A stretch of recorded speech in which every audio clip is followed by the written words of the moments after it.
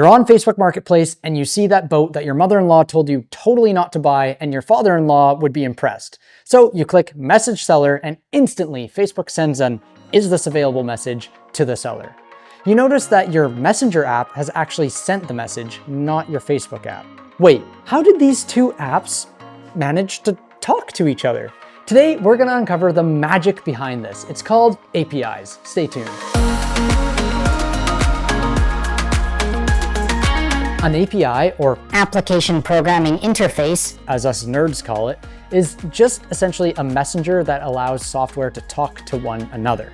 Think of it like this. When you're at a restaurant, instead of going into the kitchen to make your own food, you're gonna tell the waiter what you want, and then they're gonna relay that order to the kitchen. The API is like that waiter. It handles different requests from two different systems, trying to get the right information back to you. Let's say you wanna know the current weather in your city. The app on your phone doesn't store all the weather data. It just sends a request up to the weather service using an API.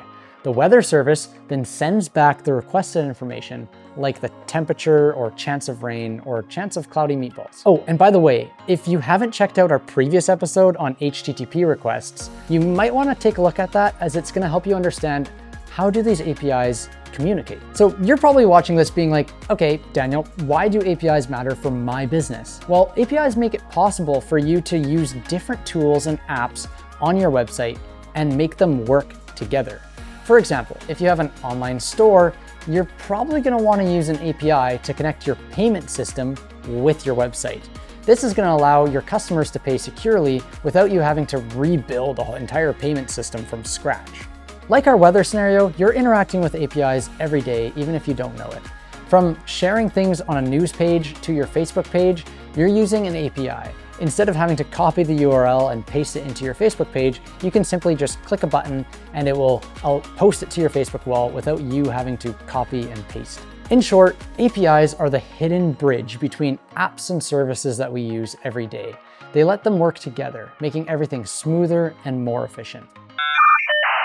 That's it for this episode of Top Tips. If you want to learn more about APIs or how they can help connect and streamline your business, I highly recommend you watch our previous episode about systemizing businesses' workflows. I feel like it's really going to help you.